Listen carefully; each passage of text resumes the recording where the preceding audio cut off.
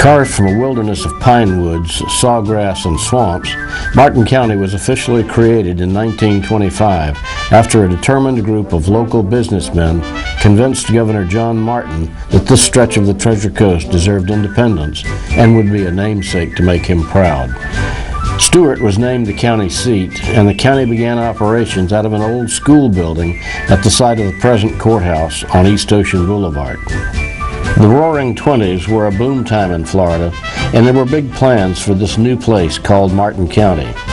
Developers boasted of thriving agriculture, abundant land for cattle and horse ranching, and some of the best fishing and hunting to be found anywhere in the United States.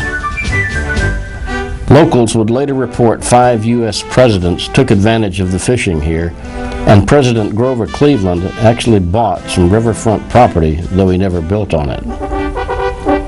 There were plans to build a large city to the west in Indiantown, anchored by the railroad that would bring settlers and visitors from the north, and the St. Lucie Canal linking the Atlantic with the Gulf of Mexico for trade and tourism. The CEO of Seaboard Airline Railway intended Indiantown as the southern headquarters for his empire. Port Mayaca along Lake Okeechobee was planned as a playground for the wealthy, with a yacht basin, golf courses, and even beaches. Locals grew pineapples, citrus, flowers, and vegetables, and shipped them all over the globe. The Jensen area was once dubbed the pineapple capital of the world, but just when the pineapple operations were hitting their stride, a severe freeze in 1895 wiped out much of the crop. As farmers recovered, they were dismayed when Henry Flagler's railroad gave Cuban farmers an edge with better terms on shipping the fruit to northern markets. Eventually, beans replaced pineapples as the Jensen cash crop, and more farmers throughout the county returned to citrus, flowers, and vegetables. Local flower growers pioneered advanced techniques on controlling when plants bloom, and Martin County once provided much of the nation's cut flowers and plants. Areas that are now home to residential and business development once glowed with vibrant colors of mums, pom-poms, and gladiolas. Competition from South America hurt the flower business over the decades, and only a few large operations remain.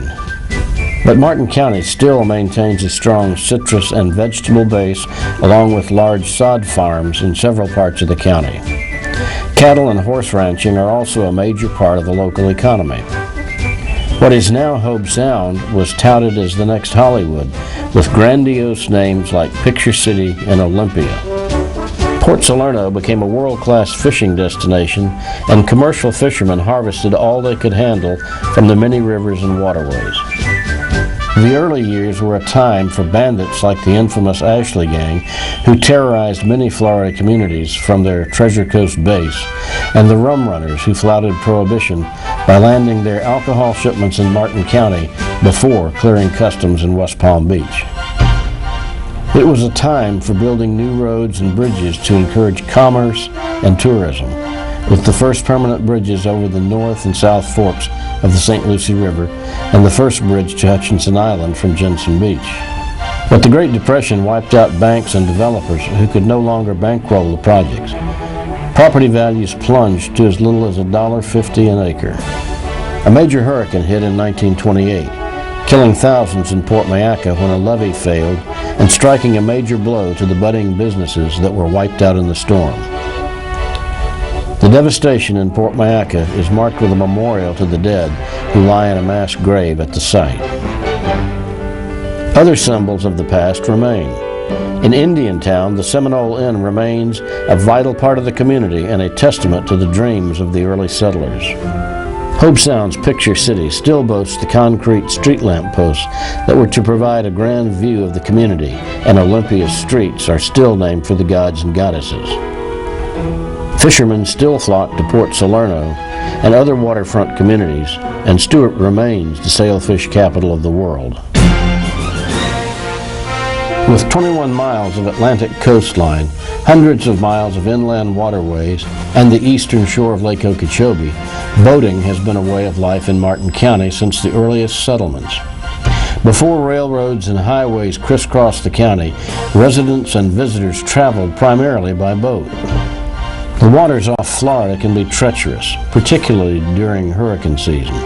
And in 1876, Gilbert's Bar House of Refuge opened on the south end of Hutchinson Island, with keepers providing safe haven for travelers and shipwreck survivors. It was the second in a series of 10 such refuge buildings along the Florida East Coast. It is the only one still standing, and it is now on the National Register of Historic Places. Early merchants plied their wares by water, ferrying food and tools and mail to the area's residents. Boats took children to school before bridges were built over the St. Lucie River, and ferries were used to move the wagons and cars over the water for decades before the permanent bridges were in place. The earliest hotels were houseboats that catered to fishermen and hunters. The St. Lucie Canal was dug to link the East Coast with Lake Okeechobee and on to the Gulf of Mexico. It was finished in 1923 and remains an important cross-state waterway for both commercial and recreational vessels. The St. Lucie Inlet provides Martin County's outlet to the Atlantic Ocean, but it wasn't nature's creation. Storms opened and closed inlets throughout the early years, and attempts to dig one by hand met with little permanent success. In 1892, a dredge was brought in to handle the job, and the project was made permanent in the 1940s when a cut was blasted in the offshore reef and a maintenance schedule was set up to keep it open. Today, commercial and recreational fishing and boating remain mainstays of the local economy.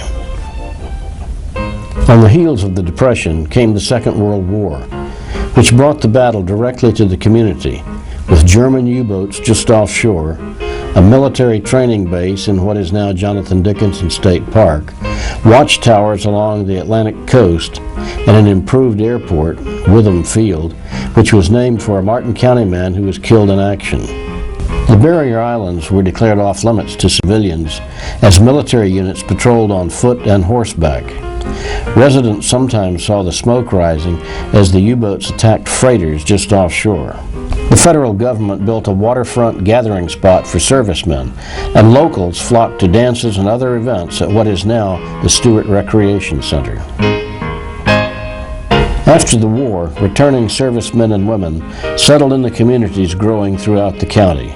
They opened stores and restaurants, and hotels and law offices. The railroad offered passenger service, and the depot was a popular gathering spot for locals. A strong hurricane flattened much of the community in 1949, but locals rebuilt, always with an eye on the natural resources that made the area a popular vacation and fishing spot and a wonderful place to raise a family.